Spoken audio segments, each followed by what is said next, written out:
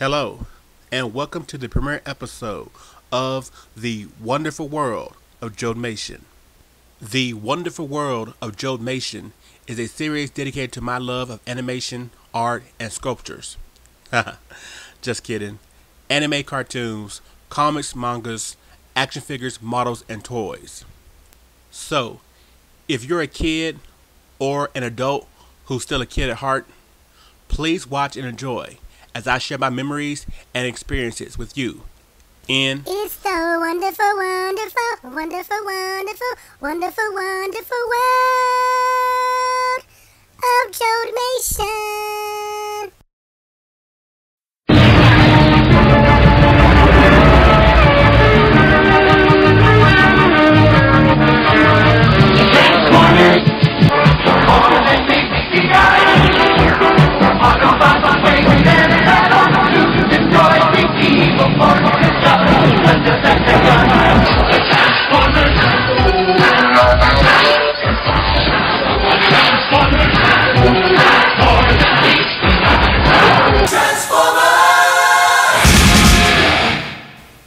Transformers, more than meets the eye, robots in disguise.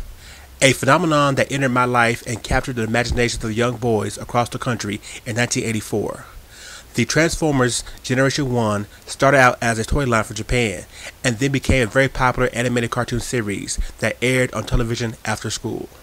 The Transformers cartoon featured stories about two different races of robots, known as the Transformers, who lived on a metal, futuristic robot world called Cybertron.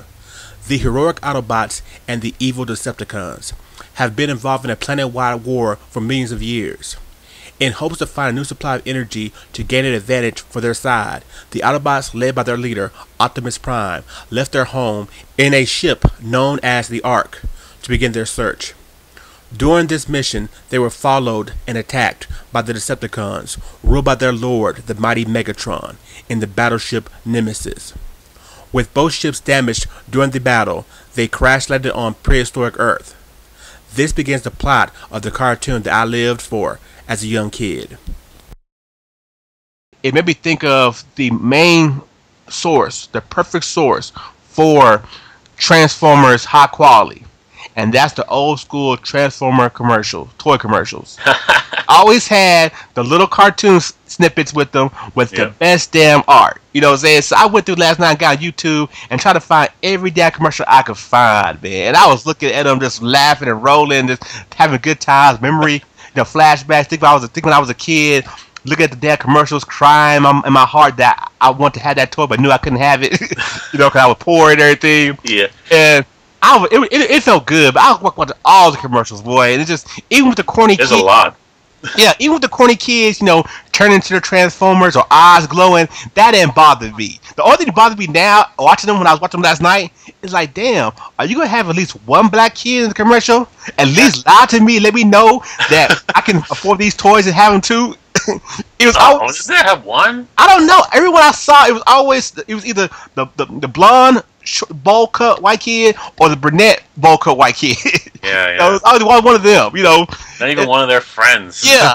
And so I was rolling, man. I was like, God dang. After I watched them all, I was like, man, where the damn brothers at? I know one of us had to have one. It had to be one, rich black kid or something in the class. But the commercials themselves, man, those commercials were so damn good because the art was so nice. Yeah. And it also exaggerated and everything, because some of my favorite commercials were always the combiner commercials, or just the big robot commercials. Yeah. And the one for like a Mega Supreme, when Starscream them flying in and everything, he transforms and everything. Just how that looked, that was real awesome. And then the Metroplex, whatever. The Combaticons and those combiners always look so huge. But then supposedly compared to Metroplex and the City Transformer side, they're supposed to be smaller in size. Mm-hmm. Even though Omega Supreme was basically almost like a miniature city type thing. You know what I'm saying? Yeah. But him and Devastator were the same size. Yeah. And so in the commercial, in that one commercial, Metroplex, the Combaticons are rolling, and it's Megatron talking. The Combaticons transform Bruticus, and they attacking the city. And then Metroplex transform, and his damn gun is bigger than Bruticus. You know, it's like, God dang. And then another commercial with Triptychon, the same thing. Yeah. Except time is the Fensor and the Protectobots, and they're rushing in. The Triptychon transform. He's way bigger, you know. And then take it to the next level when you get Scorponox and Fortress Maximus. Oh yeah. That alone, I mean, it was just crazy how they was selling it, you know. But the art, like I said, the art was beautiful. I love the art, and yeah, some of the later, I think in 1987, those commercials got really slick. Yeah. They got real. I mean, it's funny. Even though Generation 3, Generation Season 3 or Generation 1 had like, overall the worst art overall as a season, the commercials for the toys in that generation, in that season, had the best commercial art. I mean, every last commercial was awesome looking. I remember watching the commercial with Double Spy, and it looked so it looks so damn awesome with that commercial because the way they were drawn. I mean, even Rodimus looked cool, and I hate. That's true. You know what I'm saying? I hate Rodimus. And it's like that was nice looking, and it's a commercial I never saw before, which is funny because I never owned them, but I saw this commercial for the first time. The commercial for a 6-shot. Yeah, 6-shot. You know, that commercial was funny because it was nice art, beautiful art. He was showing off every mode. Yeah, but that was funny about it though because, I remember the commercial. I remember the end of the commercial with the kids saying, "I transformed 5." I remember that. You know what I'm saying? Yeah. But I don't remember the commercial, the actual animation, because I don't remember during the commercial when I was watching it. I don't remember that commercial because I remember him coming in, and then all of a sudden the whole time Galvatron and everybody else are counting off his transformations. Now he's a plane. Now he's a gun. It was just funny, you know, just to see them doing that in the commercial. You know, Galvatron's talking. Now he's a plane. Now he's a gun. And then he did all the transformations, and then he jumped in like he turned to a gun. He turned to a gun, and Galvatron had him in his hand. Yeah. You know, like which is funny. Like, wait a minute, you know, the Galvatron never had someone else's gun. You know, and he was it Galvatron holding him or a Cyclonus? I forget. Man, I thought it was Galvatron. But you're right. It could have been Cyclonus. But I thought it was Galvatron. I actually have them all on my computer. So okay, see, man, I need to now. I need to start downloading them just to have them. I don't, you know, it never dawned on me just to, you know, collect them. Which is funny, you know. But that commercial had me rolling, man. But at the same time, that was the beauty of being of that time period in that franchise, man. Just how Americans were trying to sell that product, boy, and they did it in the perfect way. They give you what you want to see, the characters in a cartoon form. You know, I mean, even as a kid, having the toys, I still would rather watch the cartoon. I don't know why. It's something about animation, something about, I guess, hearing the voices. You know what I'm saying? You know how Optimus Prime supposed to sound, and you can't do that voice unless you're a brilliant voice acting kid already. You know what I'm saying? You can't do it. You don't have the deep voice. I'm saying, but still, you can't do it. You can't even, like, everybody got their sound wave. You know what I'm saying? Mm-hmm. Everybody trying to mimic sound wave, but that's pretty much it. And that's just kind of like doing a hum with your mouth closed. You know what I'm saying?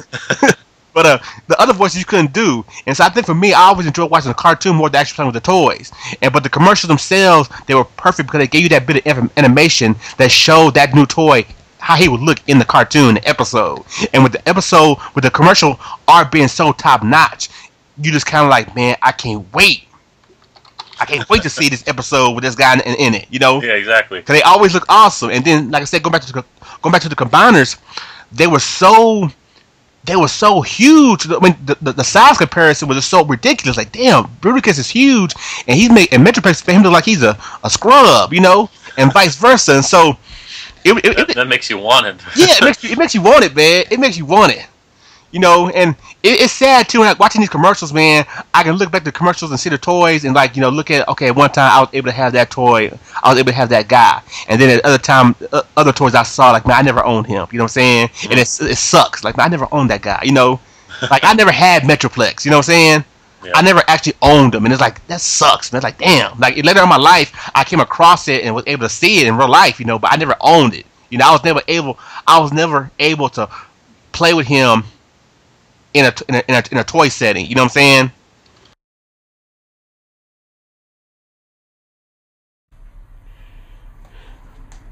What's up, everybody, and welcome to the Wonderful World of Jodmation Collection Theater. In Collection Theater, I'm just playing, y'all. I'm just playing. I don't sound like that. But this is the Wonderful World of Jodmation Collection Theater. What Collection Theater is a place to show the merchandise related to the subject I'm talking about currently. As you know, this premiere episode has been all about Transformers. And so I want to show you some of the Transformer merchandise I currently have. If you've been listening to certain segments of the video, you know at one time I had a collection of a lot of Transformer toys, the action figures, when I was a kid, grew up in the 80s, and later on in the early 90s I collected some more. But unfortunately, I didn't keep them. I didn't take care of them, or my priorities changed and ended up selling them. So now, the only thing I have to show you that I'm still a Transformer fan, to show you my collection, something I'm attached to, is these little figures I collected in the 2000s when I was working at a comic book store and had access to this kind of cool stuff. These figures are known as PVCs, and they're the Japanese version of the Super Collection figure series. They later brought them over here to the US and called them Heroes of Cybertron. But basically, they're little Transformer figures about this big that looks like the cartoon. And they're all, you know, various figures, various characters. So I'm going to show you the figures I have. Here's our Ultra Magnus. I have them all, by the way. I bought every last set. And I got, I believe, every Chase figure. The Cyclonus. I believe you can tell they're the Japanese figures because the American figures had like extra parts in their eyes or something like that. They had like see-through eyes where you can like put light through them or something. Here's my, you know, Super Convoy. His legs fell off. You know how these things were, man. You had to pose them and they weren't always, you know, together. There's my Optimus. These are not going to be in order, okay? I don't know how the sets go. I'm just going to show you the figures I have. If you know this is from the later series of the, you know, later collection. I believe there are like maybe 8 or 10 different collections of the figures, boxes. They came in this cool box and they like 8 figures each. You put them out and got something. And if you're lucky, you got a Chase figure. Optimus in, you know, trailer mode. Armada, one of the last sets they brought out.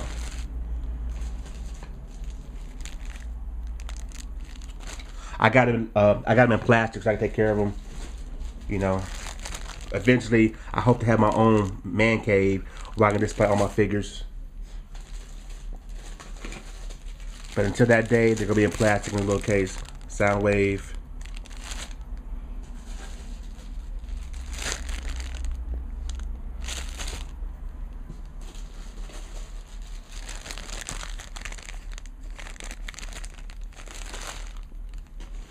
It's been so long, I can't tell you some of the name of these guys, you know. Here's a Headmaster dude, Chrome Dome, I believe.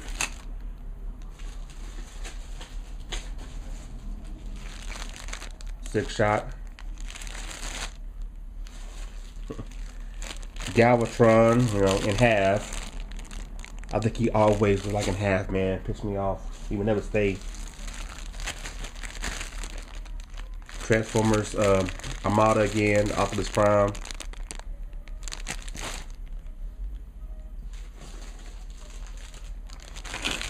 Another one of these guys who wouldn't stay together. I believe it's from a Master Force, probably, Japanese Transformers.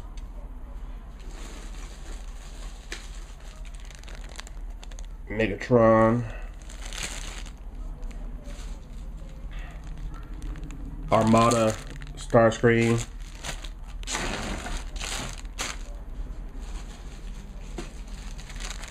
Fortress Maximus, Chase figure, I believe.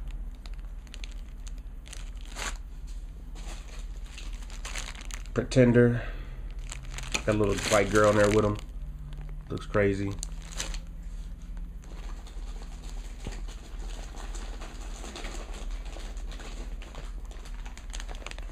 Star Saber, I believe. He was a Chase figure, I think. Damn sword bent. That shit, man. It is what it is. Hot Rod. Bitch ass.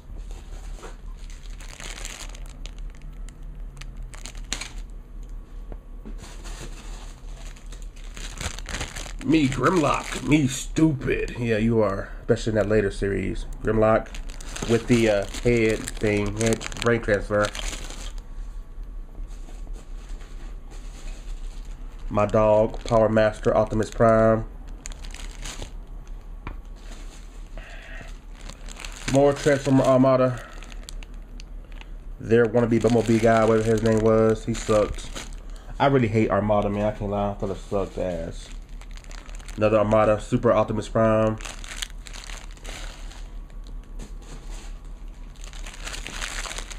I have no idea. Could be Armada, could be something Japanese. Another Target Master, I believe. I believe it's a Target Master. Or it could be a Headmaster.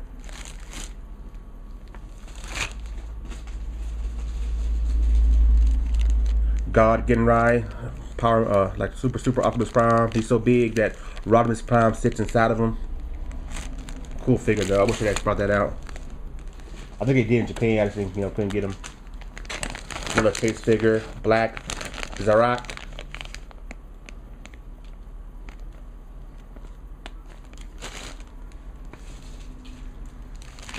Optimus Prime with a Megatron.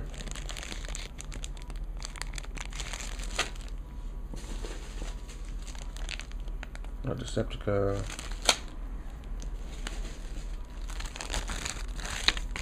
Scepter, punk ass. Another Soundwave. They brought out like a lot of guys, man. Like copies of the same guy, RC. My dog Wheeljack. Oh hell. This bag ripped. I gotta put him in the bag.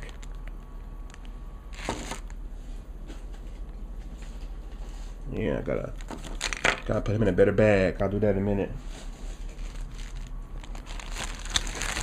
Rodimus Prime.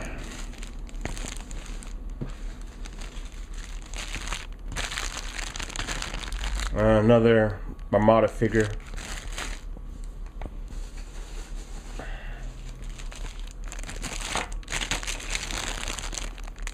Combiner from one of those Japanese Transformer series. Couldn't tell you which one off the top of my head. Bumblebee and Spike here.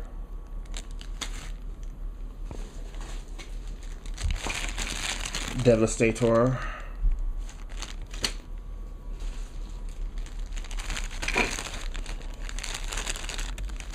I have no idea. Armada, or Energon. Now this right here, this is, I believe, here's a Cybertron figure. You can kind of tell by the eyes. The eyes are kind of, I think some light will come through them or something like that. Yeah, see that? You see the light come through him? This is a hero Cybertron. They didn't have him, so I had to. He's like a special figure I had to get later on once they released him. This is the guy who shows up in the Transformers Headmaster series in Japan, the actual sequel to Generation 1. We didn't get. Combiner, train guy. Another damn Armada figure. My good old dog Ironhide.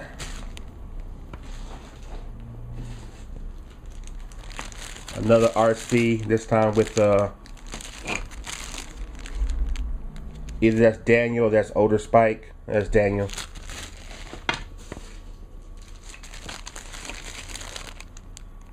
Alphatron.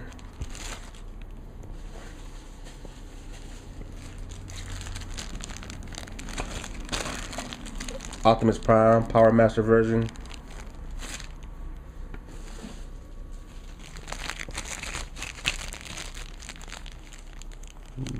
Jazz. Did he replace the bag?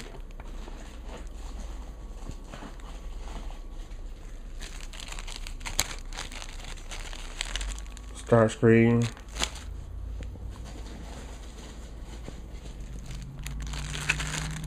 Ratchet, Cerebros, head of Fortress Maximus,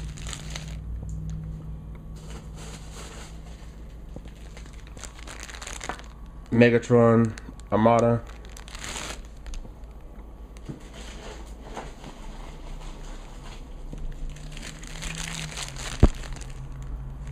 Omega Supreme, Chase figure, I believe.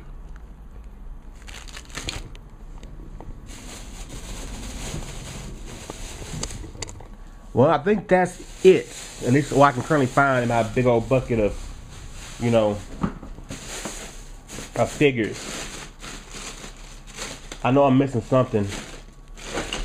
I'm missing a few, to be honest with you. I gotta find them. They're another case, but that's what I have transfer-wise when it comes to merchandise. This is the closest thing I had to action figures now. I know it's a big old pile. You can't really see it. I don't have the time to take them all out and display them, you know. But that's my collection of Transformer Super Collection figures, PVCs, aka Here's a Cybertron. But yeah, man, good times. And I'm gonna be honest with you, I would rather have the actual figures than these, but this is all I have. So I know, as a Transformer fan, I'll take what I can get. Hey, last but not least, I didn't show this earlier, I almost forgot. My prized possession, Unicron statue. I forgot I had this back here and still in this box. But yeah, another piece to my collection. And no, I'm not taking it out. I watched the commercials, like I said, I was watching the commercials just laughing, you know, at the same time crying inside, because at one point I had some of those guys, I don't anymore, and I was looking at toys like, man, being a kid back in those days was just awesome, boy, because you wait to see that damn commercial, you know, exactly, to see that new toy coming out, and then you know the commercials themselves, because they were so integrated into the cartoon. They sold the story, you know. So each little thing had the voice actors doing a part in the commercial in that animated sequence, and they tell the story. Like my favorite commercial is is 2 parts. It's 2-part commercial because they all, which was funny. They all told their own separate stories. You know what I'm saying? But it's 2-part commercial, and it's the Predacon commercial. You know. Cause I watched the other day. I watched it last night, and I love the first one when they introduced the Predacons, and it's like, you know, no Decepticon can stand up to the Dinobots, but the Predacons can. They show in and like beating the Dinobots' ass. It was awesome. You know, it's like, yeah, you know, cause finally, you know, like finally. And then, you know, the next commercial is, you know, the Dinobots can't take on Predaking, but Skyly's can. The Skyly showed up, and like, man, that was awesome. Like, yeah, you know, I gotta have that. I must buy it. Good job. Yeah, you know, I must buy it. I'm not complete if I don't have someone to beat Predaking. You know, it's funny though, because before that kind of stuff, like actually advertising the cartoons with toys and shit like that, and the other way around, it was illegal. Yeah, you couldn't do that. Oh, I didn't know that. And then I guess during the '80s, He-Man, I guess, actually started it. Mm-hmm. So and then everybody just went nuts, and they actually did a really good job with that. Oh, that's funny, because you know what? My brother had a huge He-Man collection and everything. He still does to this day, you know. And I don't remember any He-Man advertising. I remember the toys. Don't get me wrong. I remember the toy commercials, but I don't remember any cartoons to them. No, there weren't. There was always kids playing. Okay. Because I remember for He-Man, for example, my favorite commercial.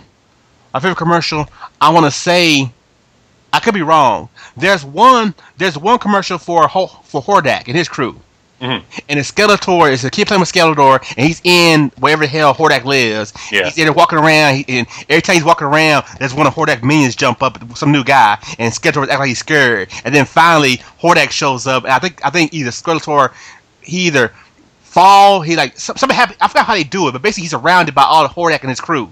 Yeah. You know, with like fog or whatever. And then there's another commercial, and I guess it was for a Snake Mountain, I guess, but someone's talking and their voice is like distorted or whatever, I think. Yeah. And then finally at the end, either He-Man or somebody, they fall through the trap door or something, right? Yeah, something like that. In the top of the Snake Mountain and fall through a trap door or something. Yeah. Those are good commercials, and you're right. Those are just kids playing with the toys, but still they were good. But I can't lie, the G.I. Joe Hasbro era and Transformers era took to the next level because that animation, you know, with the voice acting and everything, that sold it. You know, that sold it. Yeah, exactly.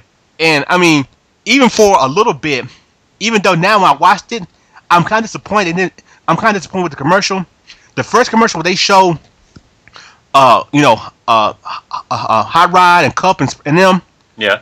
You know, that was the first part was cool. Basically, you know, it shows Optimus Prime who would join Optimus Prime in the new battle, whatever. And then it shows all the guys. That was cool. Yeah. And then it shows Cyclonus and Scourge. But then it shows and also now the Optimus new leader, Rodimus Prime. And you're like, boo. Yeah, but there wasn't Rodimus Prime cartoon animation. You know what I'm saying? Mm-hmm. You only saw the lame toy. You know, and that probably could have been a part. I mean, besides his character and everything, that could have been part of a downfall for him because you never saw how he looked in the cartoon until the movie. You only saw the toy first, and the toy itself is lame. I mean, Hot Rod is a better looking toy than Rodimus Prime. Yep. You know, Rodimus Prime, he got that ugly long gun that's gonna break. He's real skinny looking. Yep. You know, top heavy, and then he has the lamest trailer of all time. I mean, Motor Master little trailer thing that could open up a little bit was better than that, you know. That's true. And so, you know, maybe if they would show him how he looked in the cartoon form in that commercial, or maybe had him side by side with Optimus Prime, but just something to help him, you know, to push him, it'd been better off. Yeah. But you know, by that time, all the original Japanese molds were gone. Yeah. So they had to actually make new ones. Yeah. I don't think Hot Rod was an original Japanese mold, but it was better made than all the other ones. Yeah. Cup was crap. Oh yeah. What else? Yeah. I mean, he was metal. Blur was okay. He was that. He was hard. I liked the way he felt, but he wouldn't stand up. He was so top heavy he would fall all the time, and then trying to get his arms turned underneath the metal part sucked. It looked like crap with his arms. Yeah, it sucked. Blur was a piece of garbage. I like Blur. I hate. He was, for me. He was too. The Transformers in that era got too top heavy, and I didn't like that. You know, they started not putting metal in it. So. Yeah, you know, but they got too top heavy. I didn't like. They didn't feel proportionally right. You know, because that's the main thing with me. For me, my main thing with Transformers and the toys, I wanted the figure, the toy I buy, to look just like the cartoon version. Mm-hmm. That's why I never owned Ironhide or Ratchet. I couldn't do it. Poor Ironhide. I couldn't bring myself to do it. They are by far some of the ugliest Transformers ever made, and I could not do it. The idea that both of them don't have a head bothers me. Because if they at least had a head, just playing with that first part of the Transformer without the trailer, that's pretty much what it looked like. You know what I'm saying? The big chest with the window, the legs, the arms, put a head on top, and that's Ironhide and Ratchet. Instead, we got the head that's the seat behind the window. No. No. Nothing. That bugs me to this day, man. I never owned them because of that. And it sucks because Ironhide, you know, he's Ironhide. You gotta have Ironhide. And you gotta have Ratchet because he's the guy who fixed everybody, you know? How the hell you have a toy war and you ain't got a medic? Jeez. You know? At least that's how, man, I'm for real, but I was real cerebral with this thing, this whole setup. My stuff had to be as it was on cartoons. If I didn't have a medic, you didn't get repaired. You basically got shot. You was done. You was dead. So once I got once I got a medic, it was on. You know what I'm saying? Once I got Perceptor, it was on. Because I never had Wheeljack either. I'm telling you, man, my Transformer thing, my Transformer life, man, it was really depressing because I didn't have a lot of Transformers at all. And then this one Christmas, man, it's sad that it's the best Christmas I ever had, but I can't remember the actual date. You know what I'm saying? I want to say 86, but it could be 85. I'm not quite sure, but it was one of those years, and I had the best Christmas ever of my life. You know, I mean, my mom and my parents were able to go all out. She probably saved money for the whole year to get this Christmas for us. I don't know. Because I know one thing. The next Christmas was garbage. It was horrible. She basically went all out to cover 2 Christmases. Because that Christmas was awesome. And the next one was garbage. And I'll never forget that one. Because the next one, after that Transformer, after that masterpiece of Christmas we had that one year, where basically I got everything I ever wanted in one setting. The next year, I got 5 G.I. Joes. 5 single G.I. Joes. Right. I got this a lame, you know, one of those remote control cars, like monster trucks. Yeah. But it wasn't a big one. It was a small one. The one you find in the dollar store with the string attached. Yeah. You got to walk with it. One of those. I mean, that's what I got. Seriously, 5 G.I. Joes and that. And my sister got like a gym doll. And that's it. Right. I mean, we were struggling or something. I don't know what was going on that time. We were struggling. It was a horrible Christmas, you know. Yeah. But I think I would have been happy with 5 G.I. Joes. Nah, dude. Nah. It wasn't even the good ones. Oh, it was just basically, if I remember correctly, well, it was 2 good ones. I had 4 bad guys and 1 good guy. Oh. And the good guy wasn't Duke or Flint or Roblox. Okay, I got like Junkyard and Mutt or something. You know what I'm saying? Well, you got a dog, man. I'm just saying, Junkyard and Mutt can't beat. I believe that on the bad guys for sure. I got Tomon and Zema. Zema. I got the twins, so that's 2. And then I got 2 other guys. So, you know what I'm saying? The bad guys already overshine the good guys. You know, it's too lopsided. And so it's kind of hard to play G.I. Joe where you got Mud and Junkyard right on top of this ugly Bigfoot, you know, with a string car. And then Tomon and Zema over there chilling with, I can't remember who the other 2 guys were. But it wasn't, you know, it was sad. But going back to the Transformers though, I got got everything I ever wanted. But I still didn't get like the right pieces. You know what I'm saying? It's like she gave me all the good ones, but for my playing sessions, I didn't have, like I said, the medic. I didn't have like this guy or that guy. So it was just real.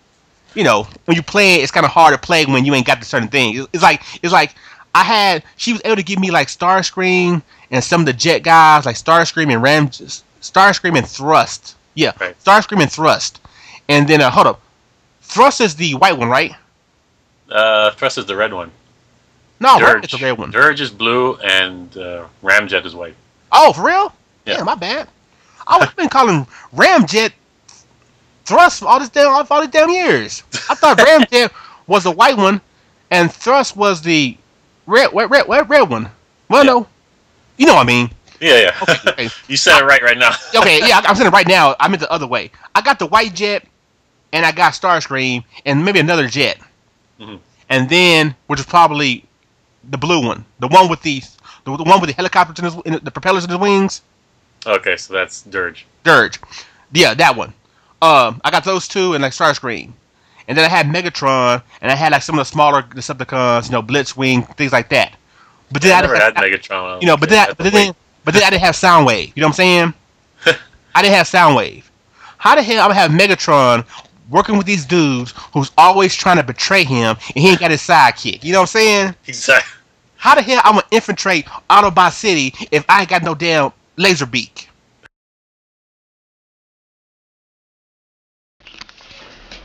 What's up, everybody? Welcome to the Wonderful World of Jodmation Collection Theater 2.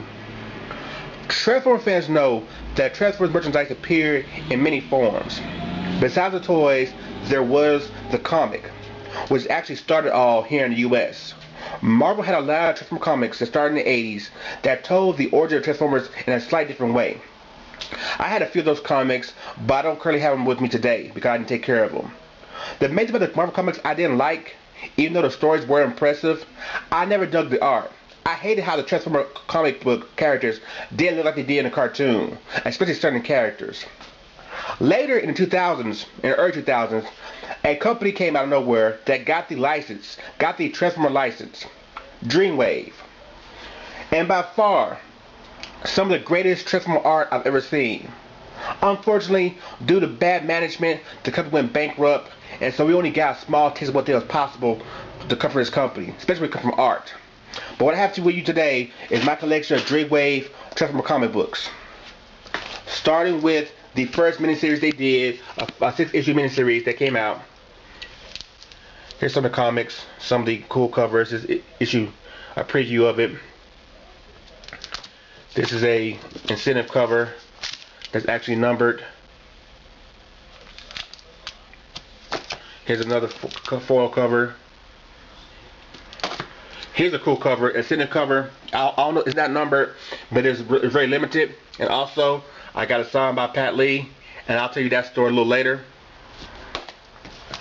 Another foil cover. But as you can see, man, they look just like they do in the cartoon. That's what I loved about it.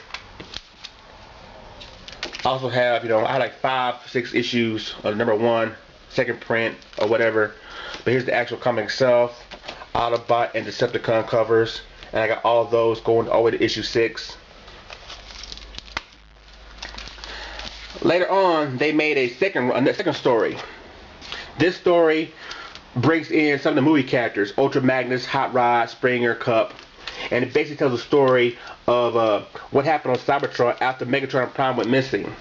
You kind of find out that Cybertron's in a bad state, and Ultra Magnus and Shockwave and their forces had to join forces to basically survive. And so Shockwave and Ultra Magnus come together, and they're coming to Earth to basically capture Megatron and Optimus Prime. And so here you go, the cover is linked together. This was an extra cover. But as you can see, man, the art is just beautiful, just like they do in the cartoon, man. I love that. And this went on for 6 issues as well. Both covers, Autobot, Decepticon, just real cool. Ultra Magnus looking pimp. Hot Rod not being a bitch for once. I mean, this is awesome. But then Dreamwave started getting creative. They started wanting to tell their own stories. And so they created Transformers: The War Within. And it's basically trying to retell the origin of Optimus Prime and the Transformers while they were on Cybertron, before they got in the Ark and went to the Earth. And so here you go, the first issue of that, and it transforms, real cool. You know what I'm saying? Here's Optimus Prime in his Cybertronian form. But he's Optimus Prime, he's not Orion Prax. So like I said, this is Dreamwave origin, but still. Cool comic, real cool story, it was awesome. They got through that first run and did another run called The Dark Ages, and it basically introduced a character called The Fallen. Basically that guy who showed up in the movie, that horrible movie. But they were on a streak, man. They were doing real well. They came out with a comic book for, at this time in America, the Transformers Armada cartoon was just taken off on Cartoon Network. And so they had a comic line for that too, And they was telling that story, it was real cool. It was real cool. And it went on to the sequel, Transformers Energon. Kept on telling the story. While they were taking off, the popularity was going, they finally sat down and decided to do an actual Transformer ongoing series, a monthly series. And here you go, it only lasted 10 issues before they went bankrupt. But ongoing series is real cool because it brought in, Jetfire, Skyfire, new character Sunstorm. Very interesting plot, it had potential, and the art was beautiful. But the company went bankrupt because I guess higher management just wasn't doing their job. Probably had something to do with the artist Pat Lee, who signed my comic book. And like I said, I'll go into that in the next segment of this video. But that's my collection of Transformer comic books. I know most of the hardcore fans are going to say I'm not a true fan because I don't have the Marvel comic books. I understand that. It's just that I like, for me, Transformers is about the way it's look. You know what I'm saying? I love the art of Transformers. So I never got into those fully because they didn't look right. And also, they were killing Optimus Prime like every 5 issues. He's always dying or something, getting blown up. I didn't like that, man. You can't kill Prime. But this is my Dreamwave comics, from my Transformer comics for Dreamwave. A couple of cool ones, incentive ones, signed. This is cool too. I didn't take care of it, I just found it. It's not in good shape at all, but still, it's something I got. That was real cool. Freddy King, fighting Defensor. I'm trying to unwrap it for y'all, man, but it's just worked for years. But there you go, this is real cool. I didn't take care of it, but still. But yeah, this is my Transformer comics, y'all. Hope you enjoy checking them out. You know what I'm saying? So it threw my whole world off. And then also, how the hell I'm gonna have no small Decepticon type warriors to fight Bumblebee and all these guys? You know what I'm saying? I had like all these small guys. It's like they're all big. Yeah, I mean, like Ramjet, they're gonna kill Bumblebee. How the hell am I gonna pull this off? And so it always for a while it turned into building the base. The Decepticons hiding out. Bumblebee, for some reason, is out driving along by himself, being stupid. Decepticons see him. They chase him back to Autobot City. then a big fight starts. That's how that's how every battle started. Bumblebee being stupid, driving out of the middle of nowhere for no reason, then get chased back to Autobot City. You know, the Decepticons attack, surprise attack, red alert, you know, all that good stuff. Eventually, Prime and them comes out of the city, and there's a big old fight outside the city. You know, typical bull crap. You know, so it was good times. That's how a battle always ended up turning out. You know, with Transformers, man, that setup, because I had the certain parts, and then once I got the certain parts, then I was able to have more elaborate stories. Yeah, I never went that elaborate when I was playing before. It was just, you know, because I only had who did I have when I was a kid? I had Inferno, I had Devastator, which was pretty fragile, so it was broken up a little bit. Swoop, Optimus, and Blur. That was the original ones that I had, and it's just like it's hard to. Yeah, you can lie, man. It's hard to make a nice battle or something, whatever. Yeah, but like I said, that experience I had was one of a lifetime experience, because I was never able to have Transformers like that, except that one crystal. I got a good proportion of everything I needed to have a good battle, you know. And then throughout time, they ended up breaking. I ended up breaking them, you know. Like I said, Megatron broke. I broke his arm because I had him. I had on my setup when I was young. I had this little stand that was like 2 levels, and well, it was like 3 levels. It had a middle and a bottom, and then it had a top where I put a TV on top of. And so in the middle, I had like I had a certain Autobots facing off against the Decepticons, all posed and standing. Where I had my little shelf, and like on the bottom, I had like the smaller Transformers and little setup stands versus the Decepticons counterparts, and above that, I had. You know, the second row I had like the bigger Transformers, Sideswipe, and all those cool guys fighting Starscream, and you know they were all inside Optimus Prime's trailer. And at the very top of on top of the TV, I had Megatron, Optimus Prime posing on top of the television. Now this television, it ain't a widescreen thing like it is now, but it was still kind of, you know, it wasn't that big. And so anytime somebody bumped the damn thing, they would fall. Well, one time it got bumped, and Megatron fell off and broke his arm. You know, broke the cannon arm. You know what I'm saying? Yeah. Oh, not the cannon. Yeah, the cannon arm. He was worthless. He was done. Threw him away. He was garbage. And then Optimus Prime, because he was old school metal, that kind, for some reason, after a time, the spring for his legs, it would just get worn out. So he wouldn't stand up, you know, after a while. He'd always want to go backwards. Yeah, he always just like, you know, he would never stand up. He always just, you know, make that noise and slip back into place. And after Prime became worthless. Got rid of him. You know, he got to stand up. He was no good.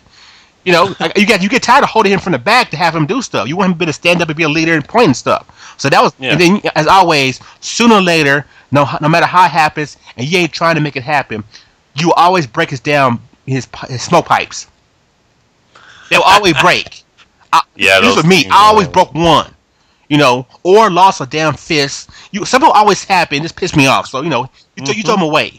And so after a while, like I said, I grew out of Transformers where I wasn't collecting toys anymore, and got a little older. Probably around in my teens. It had to be at least around 9th grade, you know, 9th grade era, because Super Nintendo was about to come out when I was in 9th grade, and this before Street Fighter 2 came out for for Super Nintendo. I got back into Transformers. I guess I kept coming across going across these thrift marks and these stores where these rich white folks would take their toys that they were going to sell the flea markets and just throw them there. You know, pretty much what it was, because the quality of these toys was so good. You know, and I kept going to these stores seeing, like, you know, full, you know, almost a complete set of Dinobots or, you know, whatever. And it's like, dude, these are guys I didn't have when I was young. And now I got a little money, you know, got a little allowance, got a little thing. Very tempted, dude. I started collecting them again. So I started going to these stores every other day. Every time someone brought something in, I was buying it.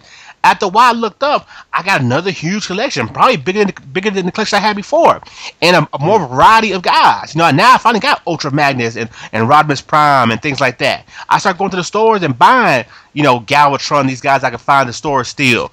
And so I had to get a nice little collection again. You know, way bigger collection. You know, more Transformers, more variety. You know, I'm not ashamed to admit this, but, you know, I'm a teenager and a freshman, about to be a freshman in high school, and I'm breaking out I'm breaking out the collection again. You know what I'm saying? Reliving the childhood, building my huge Autobot city, hooking everything up like it's supposed to be, and redoing it. You know, Mom's looking at me like I'm crazy, but I don't give a care. I'm having fun, so I'm playing Transformers again. And then finally, the curse of Super Nintendo finally takes full effect. Street Fighter 2 comes out. I gotta have it.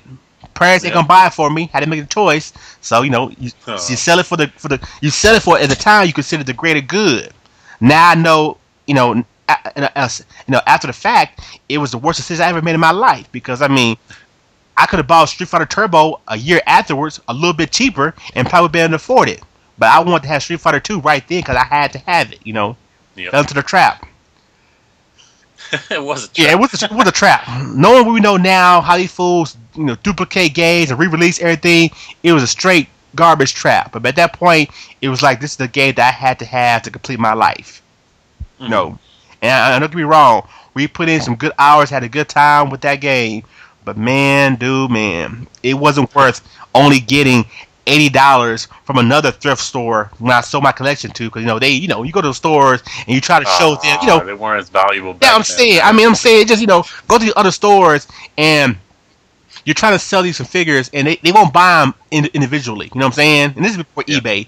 You can't buy them, and even if we had eBay at that time, I had no computer or anything to be able to try to sell them. But being here in Texas, man, there was no big place you could do anything that big, and so you try to sell them individually, for a good, $5 a pop or whatever like that, what you get from them, and that wasn't happening. So the guys basically were only going to take a lot of them, and then a lot itself, even if you show them you got all the pieces and it's real valuable and it's good quality, they don't want to pay out the wazoo for it, and they say, well, I'll give you $80 for it, and either take the $80 or go back home with your Transformers. I had no game. I was done. I was a crackhead. I wanted the damn game, so I sold it. And it's funny too, because even to this day, when I go back home, I drive by that store that I sold them at. Yeah. And even the store's not there anymore. They disappeared. They're gone. But I just wondered, like, man, I wonder what happened to my Transformers. I wonder what kid got hold of my Transformers. Bought them one at a time or whatever. And I wonder what the story is. You know what I'm saying? Destroyed. Now, they garbage now. They straight garbage now. But I'm still, I wonder, did that kid, it's kind of like, Toy Story, you know what I'm saying? Or whatnot, with the guys being alive, with Woody and them being alive. I wonder what kid got a hold of my Transformers, and if that kid really liked them or cared about them, or they just used them for target practice with some, some M80s or whatever, you know what I'm saying? Yeah, I wonder went to somebody like you. Yeah, so I wonder that kind of stuff, and so... I go back. If we ever get a time machine in our lifetime or whatever, that's where I'm going back. I'm going back to that. I'm going back to those two moments. The first collection I got, don't display them, and the second collection I got, don't sell them. Don't sell them. Yeah. Because now I will have a nice collection that I can rival and show on YouTube and tell stories about. That's all hearsay. I'm better than mine. They'll say, I'm saying, I would at least have a collection to show off. It won't be no hearsay stories. I can tell you the stories I had, and there's no way I can prove it because I don't have it. And it sucks.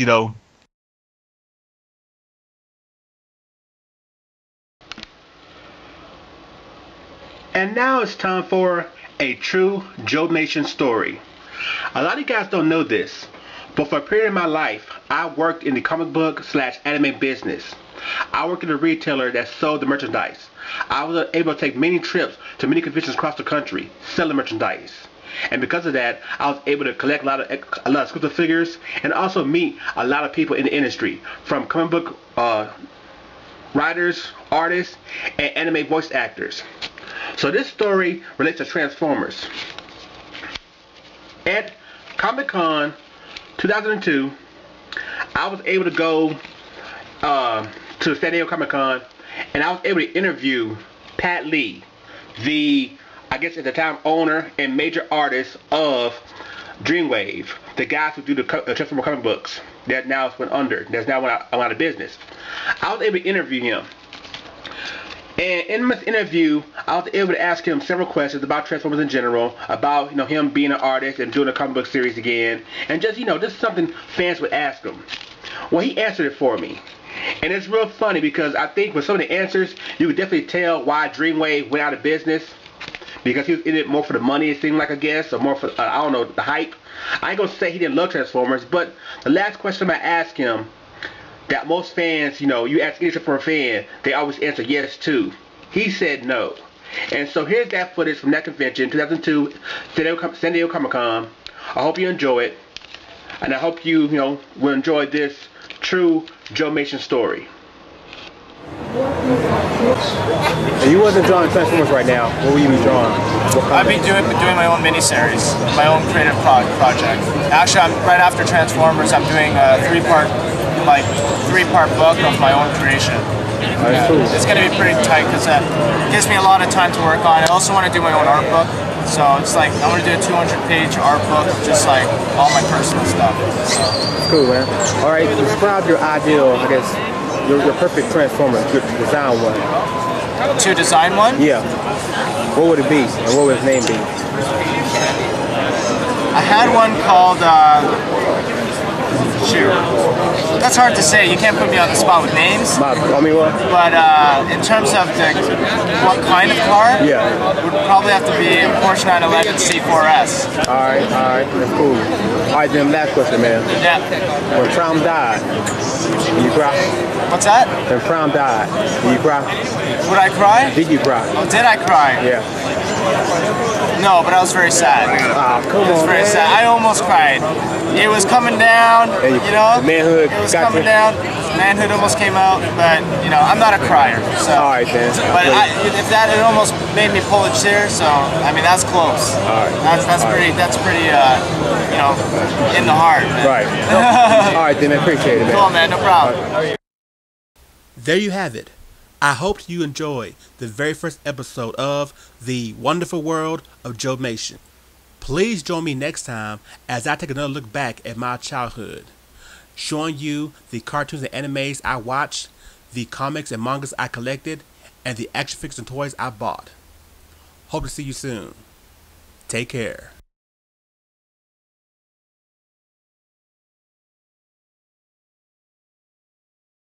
It's the wonderful, wonderful, wonderful, wonderful, wonderful, wonderful world of Jodmation.